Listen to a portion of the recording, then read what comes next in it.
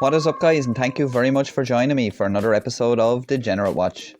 What's possibly worse than frauditors, Karens and sovereign citizens all rolled into one? I tell you what I think, degenerate parents. I don't think there's anything more infuriating than watching a child being neglected by selfish parents who'd much rather get drunk, high, or go out and party, or whatever the case may be, and just leave the child to do whatever, just so they don't have to look after them. And there never was a stronger case for some sort of mandatory human neutering than with the parents that we're going to see in the first clip here.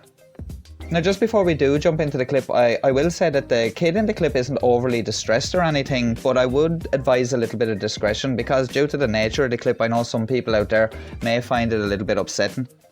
But at the same time, I think it's really important to highlight these sort of issues when we come across them. And we'll talk more about that after we take a look at the clip, so let's jump into it.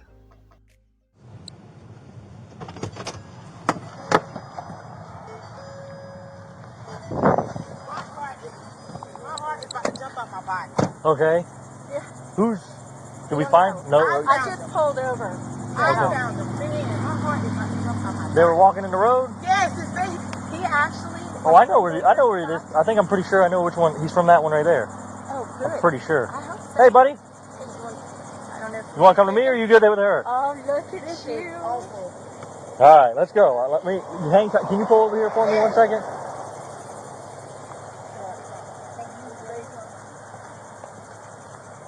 I think I remember this guy.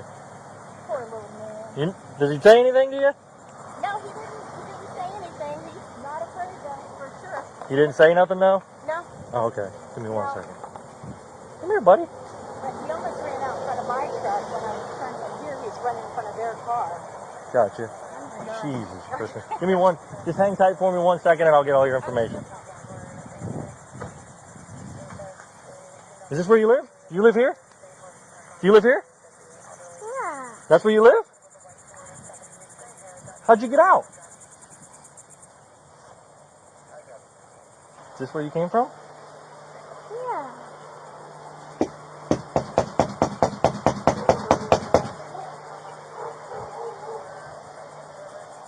So as you can see so far, we have two passers-by after pulling over and calling the police because this child was wandering around in the road. And another shocking thing about this whole situation is the fact that the officer seems familiar with this situation, so he's been here before. So it seems there may be a history of this sort of thing. And by the looks of things, we don't seem to be getting any answer at the front door.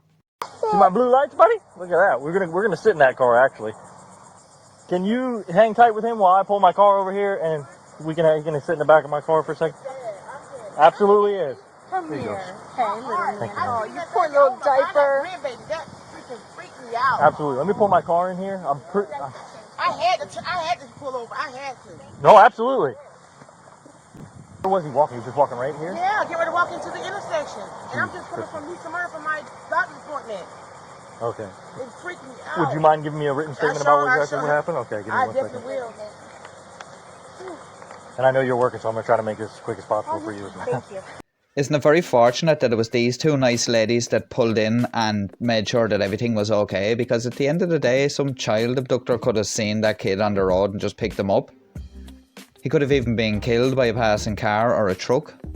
I'm sure most people, like those ladies, even though they were busy, would have pulled in and made sure that the child was okay. But then again, there are people out there that don't like to get involved in situations like that, and it was only a matter of time before something bad happened to that kid out there. And if you're not mad already, you're certainly going to be mad when we meet the parents.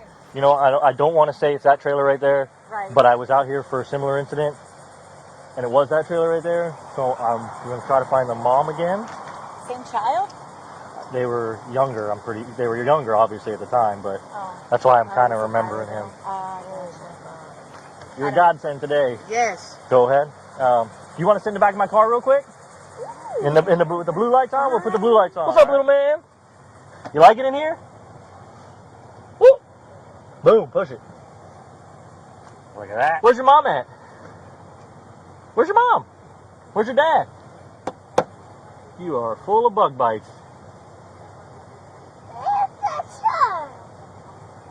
Yeah, that's my traffic vest, so I don't get run over by cars, you know? Kind of like what we almost having to you. Oh no, the car's rocking! It's a hot one out here, ain't it? Woo. Woo, look at that. Push it. Is that one on too? Nope, push it. Boom. Get that mosquito. You don't need any more mosquito bites on you, buddy. Slapping down these mosquitoes, buddy. You do high fives? You do knuckles? Ooh, high five? Down low? We gotta try to find your mom and dad. Or somebody. Where they at? Where'd mom go? Is that your, that's not your mom. Ah! That's my hat! Give me that hat back, boy. Come on. Give me. I can't see. That's my hat. Ah, give me that hat. Give me that. Boo. I just thought I'd leave those little clips in of the officer interacting with the little man because I thought he was very nice, and it's always good to have officers like that on the force. Anything at all to just put the little guy at ease is always nice.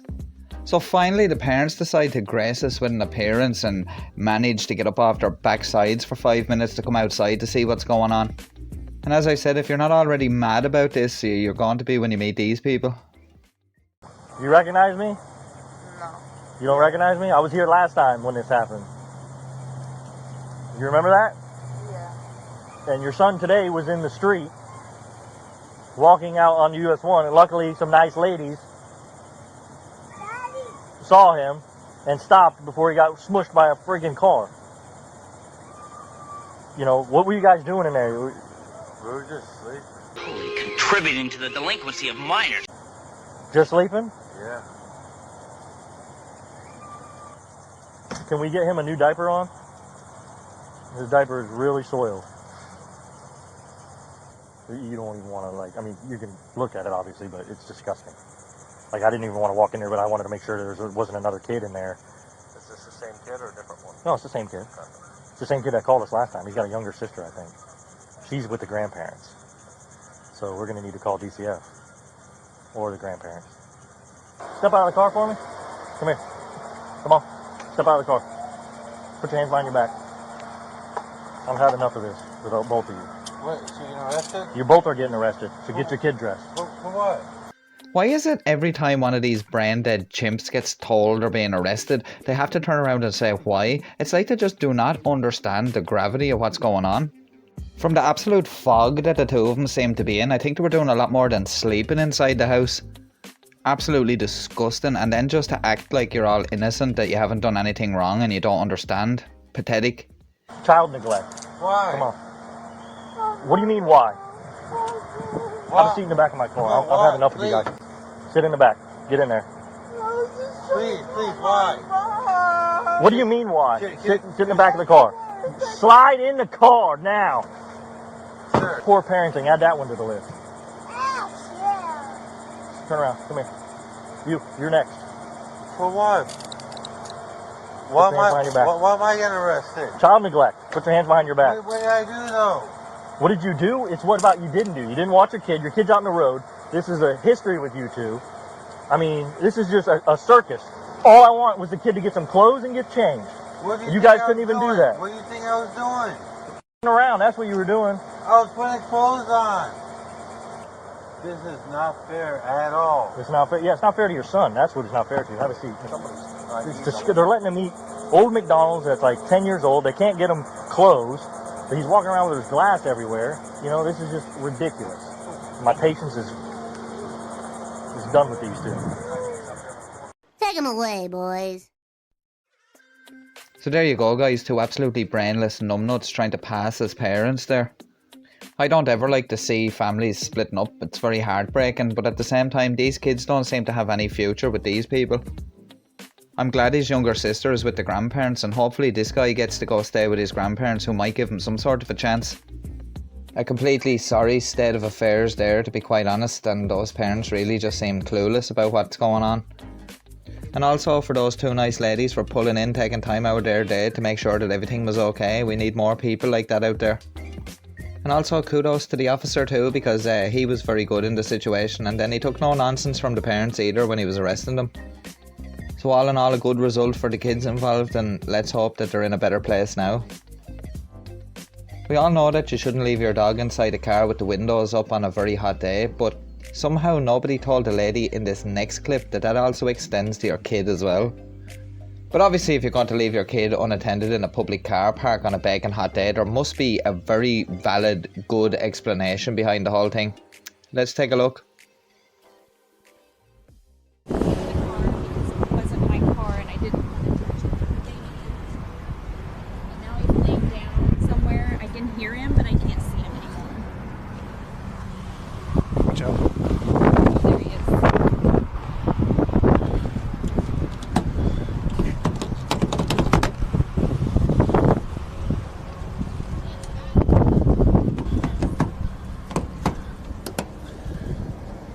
Yeah. Yeah. Hold that for me. Is this your car? Yes, sir. Open it up right now. Come here. Turn around and put your hands behind your back. What the hell were you thinking?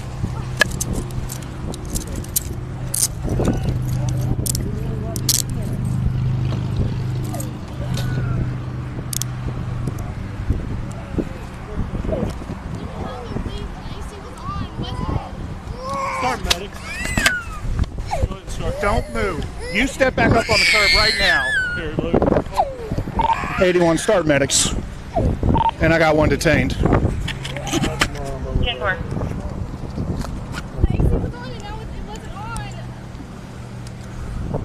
Take her. No. You step over here. Is that your child? Yes, then you come here. Turn around, put your hands behind your back.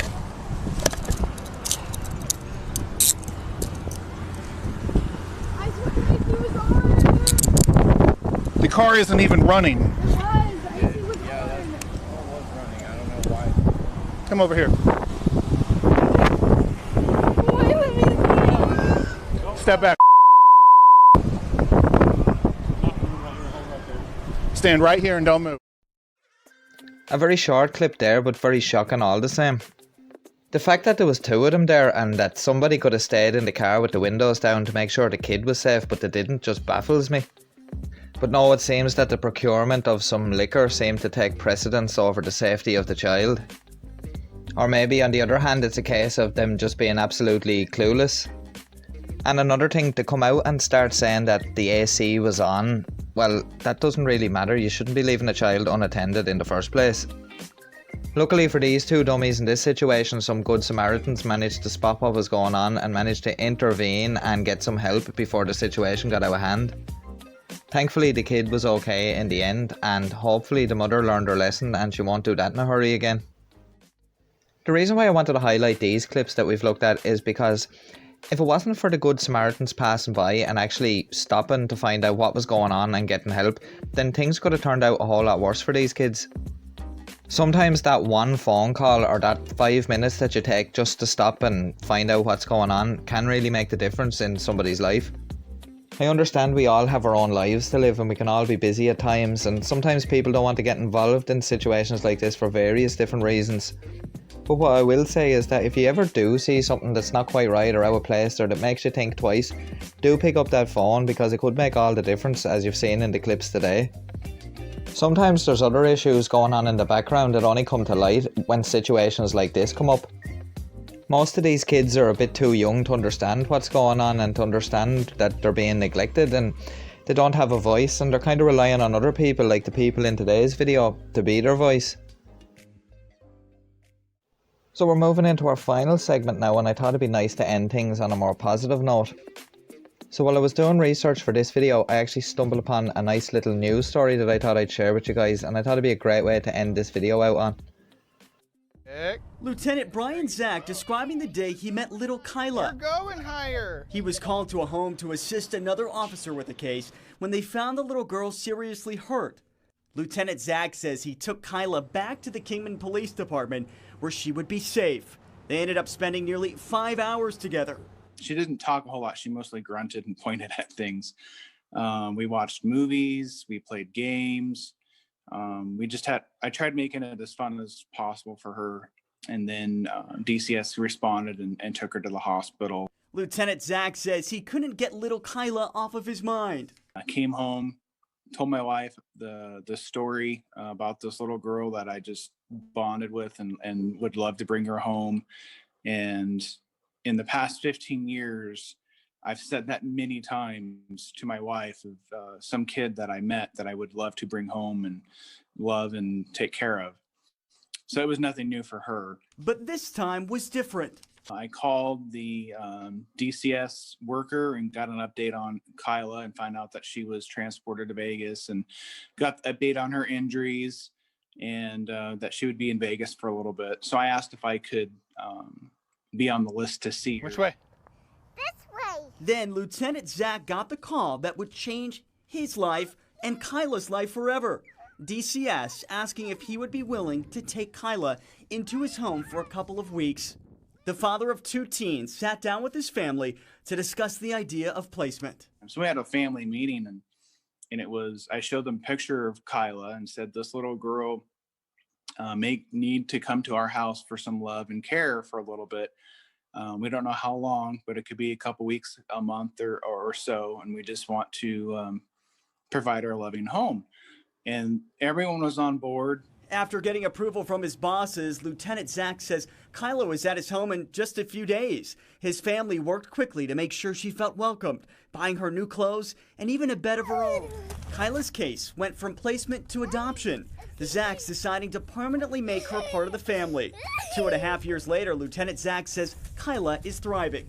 So she loves school, and I just can't wait to see how much more she can do in her life, given some opportunities that she may never have had. And to me, that's worthwhile, and it makes me feel really good to be part of the process. And I hope others can learn from that and experience it as well. In Arizona, there are currently more than 14,000 children in foster care. Roughly 1,500 of those kids are living in group homes.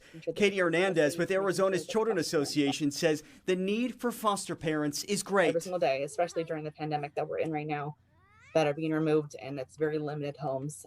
There's not enough homes for all the kids that are in care right now. So it's very important. The slide or the swings? It's a role that Lieutenant Zach is considering possibly doing again in the future, to bring another child who needs love into his home, after the joy that Kyla has brought to his family. Straight. She's definitely thrived and she's come into her own. She's always been instantly a part of our family and taken in very well. And I just want to see her succeed in life, and hope she has better opportunities and chances now. Got it? All right, go. Well, guys, I think you'll agree that's one lucky little girl there. She seems to have a brighter future now than she did before. And fair play to that officer for having a big heart and deciding to take her into his home, and for his family being so accepting of the idea. And there's one for all the cop haters and frauditor sympathisers out there who say the police don't do any good. Not only did this officer do a great job with the initial call and removing the girl from whatever danger she was in, he went above and beyond the line of duty by making the decision to take her into his own home and provide her a safe and secure future. That little girl has a whole different world of opportunities open to her now that she probably doesn't even realise yet, all because of the kindness of that man. Well guys, that just about wraps things up for this episode. I hope you did enjoy it, and as always, if you did, don't forget to drop us a like, as it's much appreciated and it really does help the channel out a lot. Follow us over on social media to stay up to date on everything that's happening here on the channel, and if you want to get in contact with us, that's a quick and easy way. Just drop us a DM over there. Links to those, as always, are down below in the description, and there's also some links down there if you like what we do here and you'd like to help support the channel as well. And coming soon, I'll have some different ways you can help support the channel where you get a little something back in return as well, so stay tuned for when I announce those. I'll also leave a link down below in the description to our last video here, which was a Karen video. If you didn't see that one, don't forget to check that out. And as always, I'll be back in the next couple of days with another brand new video here on Degenerate Watch, and I hope you'll join me then. And if you're looking for something else to watch now, why not check out one of the videos that should be appearing on screen now. Until next time guys, stay safe, take care, peace.